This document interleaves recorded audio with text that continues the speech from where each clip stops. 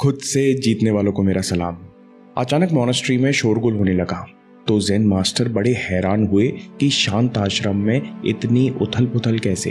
तत्काल बाहर आकर देखा तो पता चला कि उनके 3 सबसे होशियार और सीनियर शिष्य आपस में जोर जोर से बातें कर रहे हैं। ज़ेन मास्टर ने तीनों शिष्यों को अपने पास बुलाया और बहस करने का कारण पूछा।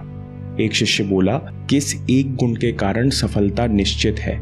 हम इसी बात पर चर्चा कर रहे थे क्योंकि हमने यहाँ आश्रम में सालों ध्यान और साधना की, कई किताबें पढ़ी, कई काम किए, जिस कारण हम सब में अलग अलग योग्यताएं विकसित हुई। जैसे हम में से एक बहुत मेहनती और साहसी है जो कठिन से कठिन काम के लिए कभी पीछे नहीं हटता।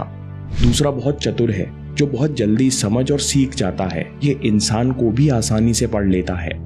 तीसरे के पास बहुत ज्ञान है, ये वो देख लेता है जो हम नहीं देख पाते।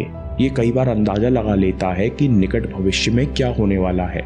शिष्य ने आगे कहा, हम ये जानना चाह रहे थे कि इनमें से कौन सी एक क्वालिटी है जो सफलता के लिए होना सबसे जरूरी है।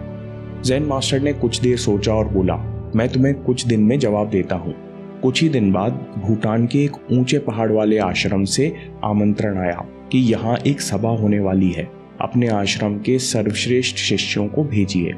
ज़ेन मास्टर ने उन तीनों शिष्यों को बुलाया और भूटान से आए पत्र के बारे में बताया और कहा, जरूर किसी प्रतियोगिता के लिए बुलाया जा रहा है, तुम तीनों जाओ, वहां जाकर तुम तीनों के सवाल का जवाब भी मिल जाएगा। ज़ेन मास्टर ने आगे कहा, अपने साथ एक और भिक्षु को ले जाओ, इसको पहाड़ी रास्तों की जानकारी है। अगले ही दिन चारों शिष्य यात्रा पर निकल पड़े। रास्ते में तीनों शिष्य आपस में चर्चा करते रहे। चौथा भिक्षु सबसे जूनियर था, वह कुछ साल पहले ही आश्रम आया था और इसमें कोई खास विशेषता दिखती भी नहीं थी, इसलिए ये चुपचाप इनके पीछे पीछे चलता रहा। चलते चलते चारों शिष्य एक शहर से गुजरे। यहाँ एक विश्वविद्यालय था जहाँ एक समारोह में कई विषयों पर चर्चा होनी थी। इन चारों भिक्षुओं को भी इस 3 दिन के आयोजन में भाग लेने बोला गया। तो ज्ञान वाले भिक्षु ने कहा, आप लोग यात्रा करो, 3 दिन की ही तो बात है, मैंने बहुत कुछ पढ़ा है, यहाँ चर्चा में भाग लेकर अपने गुरु का नाम रोशन करूंगा। इसके साथ जो धनराशि मिलेगी वो आश्रम के काम आएगी। मैं कुछ ही दिनों में 3 दिन का रास्ता कवर कर लूंगा। 3 दिन के बाद बचे हुए 3 शिष्य एक गांव से गुजरे जहाँ सरपंच ने भिक्षुओं को रोका और कहा कि हम लोग यहाँ एक बड़ी धर्मशाला बनवा रहे हैं, लेकिन हमने कभी इतनी बड़ी इमारत नहीं बनाई, इसलिए हमारा काम बीच में अटक गया है। कुछ दिन हमारी मदद कर दीजिए, बदले में हम आपके आश्रम को दान करेंगे। मेहनती भिक्षु ने बोला, बस 4 दिन की बात है, ये लोग आधी इमारत तो बना ही चुके हैं, अब सबसे जरूरी काम छत डालने का है। मैं 4-5 दिन में इनको काम सिखा कर आता हूँ। मैं घोड़े पर बैठकर 4 दिन की यात्रा कवर कर लूंगा। 1 हफ्ते में ज्ञानी भिक्षु चला गया, मेहनती भिक्षु चला गया, चतुर भिक्षु पैटर्न समझ रहा था। चतुर भिक्षु को थोड़ी जलन भी हुई कि ये दोनों बाद में आकर बड़ी बड़ी बातें करेंगे और आश्रम में इनकी काफी तारीफ भी होगी, लेकिन चतुर भिक्षु सावधान भी हो गया। उसने सोचा कि वर्षों की साधना के बाद भी ये दोनों डिस्ट्रैक्शन से बच नहीं पाए, मैं सावधान रहूंगा। अब 2 भिक्षु दिन रात चलते हुए पहाड़ के नजदीक पहुंचे।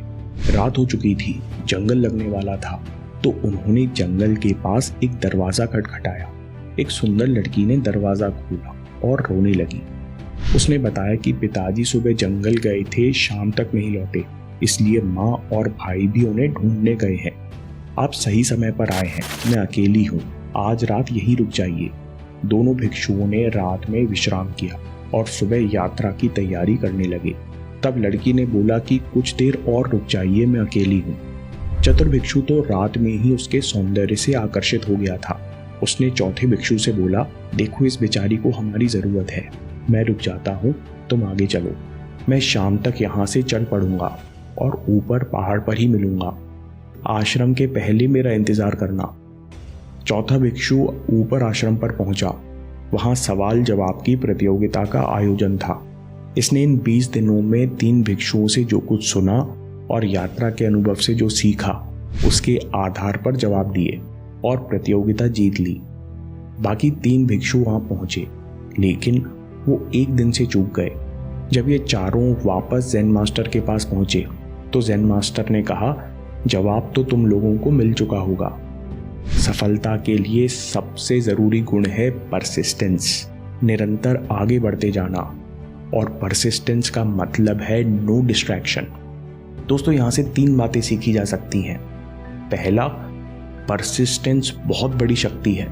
एक नदी पहाड़ को काटकर रास्ता बना लेती है, ताकत के कारण नहीं। पत्थर पानी से ज्यादा ताकतवर है, बल्कि पानी की निरंतरता के कारण। पानी धीरे धीरे धीरे धीरे पहाड़ को काटकर रास्ता बना ही लेता है। दूसरी बात, परसिस्टेंस के कारण बाकी क्वालिटी सीखी जा सकती हैं, कमियां मिटाई जा सकती हैं। इसलिए परसिस्टेंस ही एकमात्र गुण है जो सफलता के लिए जरूरी है।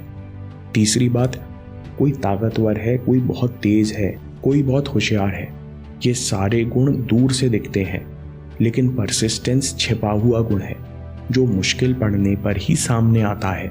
इसलिए कई बार जिनसे बिल्कुल उम्मीद नहीं होती वही मैदान मार ले जाते हैं। चौथी बात, नेपोलियन हिल कहते हैं कि अगर आप सच में अपने अंदर परसिस्टेंस जगाना चाहते हैं तो इंटेंस डिजायर के हाई वाइब्रेशन से जुड़िए। फिर आप कभी डिस्ट्रैक्ट नहीं होंगे, फिर आप कभी पीछे नहीं हटेंगे। ये कैसे संभव है? लॉ ऑफ अट्रैक्शन पर अगला वीडियो देखिए या बात के लिए सेव कर लीजिए। आपके समय से कोई वीडियो, कोई ऐप, कोई न्यूज़ कीमती नहीं है। मैं काम के किस्से लाता रहूँगा। हम जीतेंगे।